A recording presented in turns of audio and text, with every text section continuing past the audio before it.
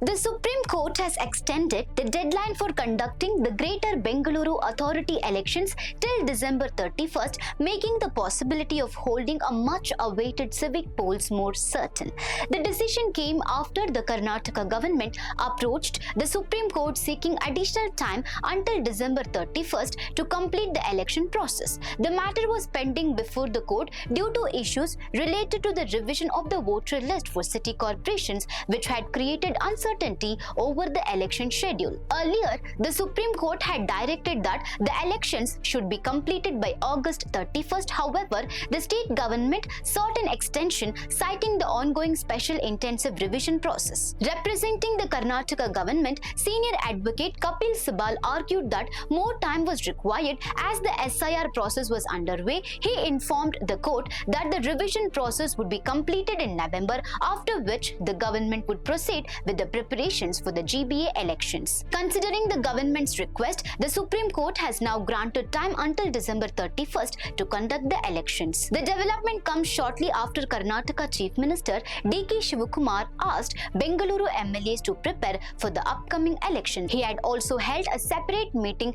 with Congress MLAs from Bengaluru regarding election preparations. The extension of the deadline has provided relief to election aspirants who are preparing to contest the Greater Bengaluru Authority polls. So viewers, what's your take on this? Share your thoughts in the comment section. CC office or temple, we can't leave this 24 Akbar Road. We have lived with this, we are breathing with this, we have grown with this. So it is my duty to come and meet my General Secretary in the temple itself. That is why I have come here. It is all the workers' temple this is. So today there was a big decision on the Supreme Court on the local body elections of Bangalore GBA. We wanted to do by the time itself, by 31st August, but due to this SIR issue, we are requested for a time from the state government, state election commission and all these things. I think it will be complete. We will at no point of time will not postpone it.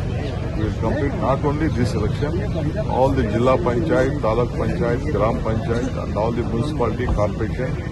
I will see that by this March, December, all the elections will be completed. Any young, Sir, on any cabinet young, expansion, sir. any young faces in?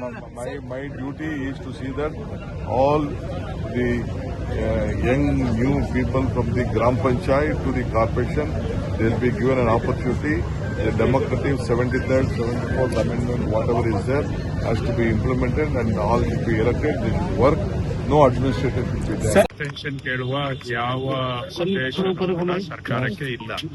ಈಗಲೂ ಕೂಡ ನಾವು ಚುನಾವಣೆ ಮಾಡಲಿಕ್ಕೆ ರಾಜಕೀಯವಾಗಿ ನಾವು ತಯಾರಿದ್ದೇವೆ. ಆದ್ರೆ SIR ಪ್ರಕ್ರಿಯೆ ನಡೆದಿದೆ. ಎಲ್ಲಾ ಅಧಿಕಾರಿಗಳು SIR ಅನ್ನ ಮಾಡೋದ್ರಲ್ಲೇ ಹರಸಾಹಸ ಪಡ್ತಾ ಇದ್ದಾರೆ. ಸುಮಾರು ಜನ ಅಧಿಕಾರಿಗಳಿಗೆ ನೋಟಿಸ್ ಕೊಡಲಾಗಿದೆ, ಈ ಕೆಲಸ SIR ಕೆಲಸ ಆಗ್ತಾ ಇಲ್ಲ ಅಂತ.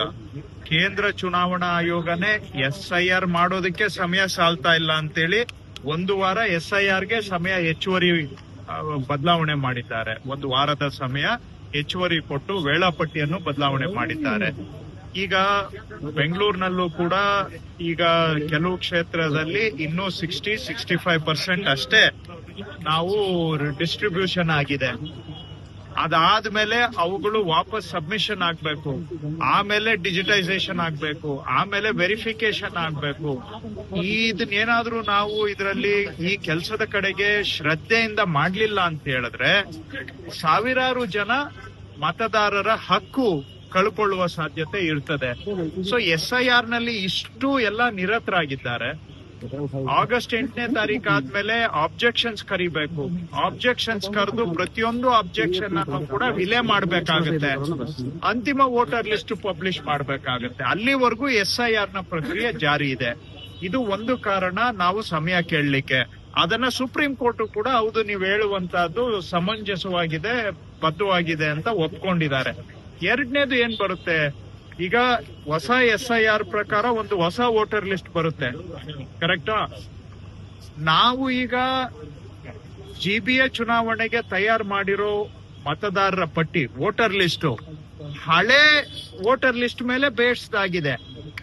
ಈಗ ಹಳೆ ಮದರ್ ವೋಟರ್ ಲಿಸ್ಟ್ ಹೋಗಿ ಹೊಸದೇ ಬಂದಾಗ ನಾವು ತಯಾರು ಮಾಡಿರುವಂತ ವೋಟರ್ ಲಿಸ್ಟ್ ಹೊಸ ವೋಟರ್ ಲಿಸ್ಟ್ಗೆ ಮ್ಯಾಚ್ ಆಗೋದಿಲ್ಲ. ಮಧ್ಯ ಇವೆರಡರ ಮಧ್ಯ 2 ಲಕ್ಷ 3 ಲಕ್ಷ ಓಟ್ ಡಿಫರೆನ್ಸ್ ಬರ್ಬೋದು.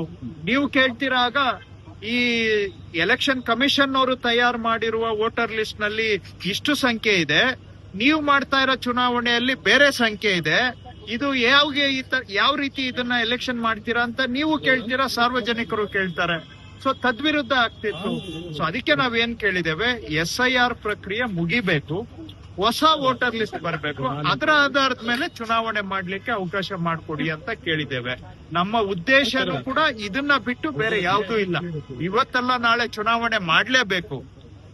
ಬೆಂಗಳೂರಿನಲ್ಲಿ ಚುನಾವಣೆ ಆಗಿ ಬಹಳ ವರ್ಷ ಆಗಿದೆ, ವಿಳಂಬ ಆಗಿದೆ. ಹೌದು, ನಿಜ, ವಿಳಂಬ ಆಗಿದೆ. ತಕ್ಷಣ ಚುನಾವಣೆ ಆಗ್ಬೇಕು. ರಾಜಕೀಯವಾಗಿ ಮುಖ್ಯಮಂತ್ರಿಗಳು ಸ್ಪಷ್ಟವಾಗಿ ಹೇಳಿದ್ದಾರೆ, ಚುನಾವಣೆ ಮಾಡಲೇಬೇಕು. ಇದರಲ್ಲಿ ಮತ್ತೊಂದು ಎರಡನೇ ಆಲೋಚನೆ ಇಲ್ಲ. ಸೊ ಚುನಾವಣೆ ಮಾಡಲೇಬೇಕು. ಆದ್ರೆ SIR ಪ್ರಕ್ರಿಯೆ ಮುಗಿಬೇಕು, ಹೊಸ ವೋಟರ್ ಲಿಸ್ಟ್ ಅನ್ನ ಅದರ ಆಧಾರದ ಮೇಲೆ ಚುನಾವಣೆ ಆಗ್ಬೇಕು. ಇವೆರಡೇ ವಿಷಯ ನಮಗೆ ಮುಂದೆ ಇರುವಂತಹದ್ದು. ಹಾಗಾಗಿ ಅದು ಆದ ತಕ್ಷಣ ನಾವು ಚುನಾವಣೆಯನ್ನ ಮಾಡ್ತೇವೆ, ಮತ್ತೆ ಹೋಗೋದಿಲ್ಲ ಕೋರ್ಟ್.